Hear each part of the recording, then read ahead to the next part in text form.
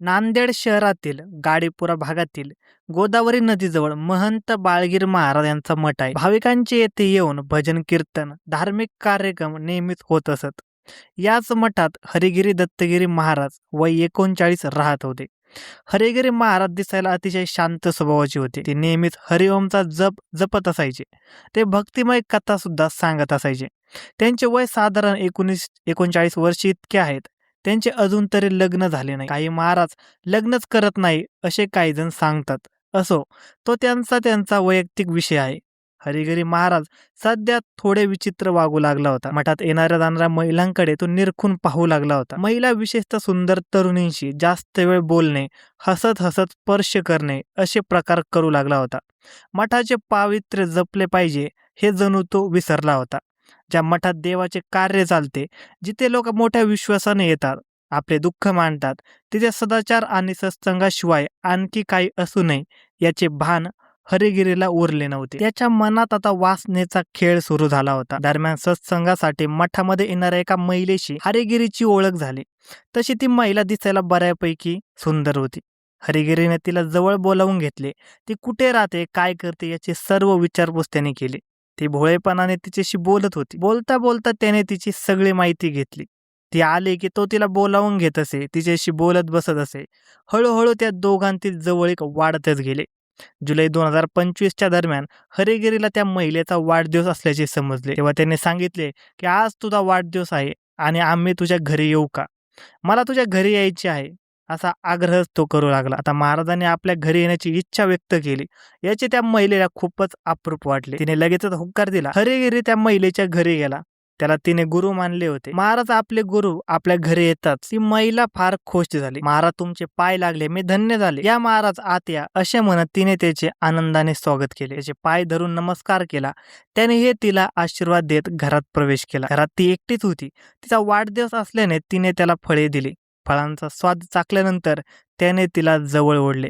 तू माझी खूप चांगली सेवा केली, आता पुढील सेवा देखील घडू द्या असं तो तिला म्हणू लागला. तेव्हा गोंधळून ती महिला म्हणाली, म्हणजे काय महाराज? त्यावर तिला मिठीत घेऊन तो म्हणाला, भिवू नको, माझे अजून लग्न झाले नाही, आपण दोघे लग्न करू असे म्हणत तो तिला कुरवाळू लागला. त्याच्यावर भक्ती असलेल्या त्या महिलेला काही सुचेना.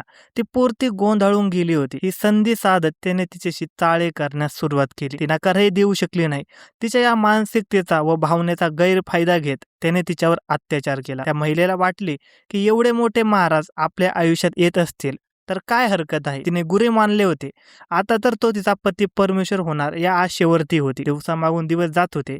आता हरिगिरीला शरीर सुखाची चांगलीच चटक लागली होती. तो पुन्हा तिच्या घरी गेला.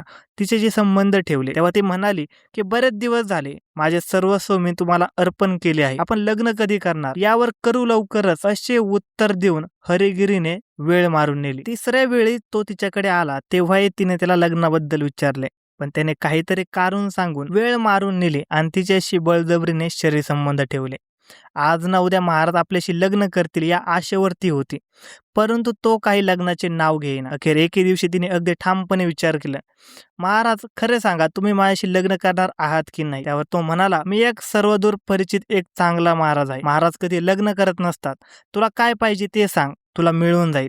त्याचे हे बोलणे ऐकताच तिच्या पायाखालची जमीनच सरकली. ती मठातच मला महाराजांनी लुटले अशी ओरड करू लागली. परंतु मठातील काही नागरिकांनी तिला धीर देऊन घरी पाठवले. आपल्यावर झालेल्या अत्याचाराबाबत पीडित महिलेने नांदेड येथील भाग्यनगर पोलिसात प्रथम माहिती दिली. त्यावेळी हरिगिरी महाराजांच्या संपर्कातील काही नागरिकांनी तिला जिल्हा मध्यवर्ती बँकेजवळ बोलावून हे प्रकरण मिटवण्याचा प्रयत्न केला. हरिगिरी याच्याकडून बॉन्डवर लिहून घेतली की तो त्या महिलेशी लग्न करणार. त्यामुळे तूर्त महाराजावर गुन्हा दाखल झाला नाही. या घटनेला होऊन बरेच दिवस लोटले गेले, परंतु पुढे काहीच हालचाल होत नव्हती. अखेर पीडित महिलेने दिनांक 21 मार्च 2026 रोजी भाग्यनगर पोलिसात हरिगिरी दत्तगिरी महाराज यांनी लग्नाचे आमिष दाखवून 3 वेळा बलात्कार केल्याची फिर्याद दाखल करण्यात आली. गुन्हा नोंदवल्यानंतर पोलिसांनी आरोपी हरिगिरी दत्तगिरी महाराज यास मध्यरात्री मठातून अटक केली. नांदेड जिल्ह्याचे पोलीस अधीक्षक यांनी महिलांना समोर येऊन आपल्यावर अन्यायाची वाचा फोडून निडरपणे पोलिसांना माहिती देण्याचे आवाहन केले आहे. नांदेड पोलिसांनी आरोपी हरिगिरी महाराजचे प्रोफाईल तपासले. त्याच्यासोबत नांदेड जिल्ह्यातील अनेक राजकीय खासदार, आमदार, व्यापारी यांचे फोटो असल्याचे सध्या उलटसुलट चर्चा मात्र चालू आहे. हरिगिरी आणखी किती कांड केले आहे याची पोलीस कसून चौकशी करीत आहे. धन्यवाद मित्रांनो. अशाच नवनवीन मराठी क्राईम स्टोरीज ऐकण्यासाठी आजच आपला YouTube चॅनल क्राईम कट्टा याला सबस्क्राईब करा आणि या घटनेबद्दल तुमचे काय मत आहे हे आम्हाला कमेंट सेक्शनमध्ये नक्की कळवा.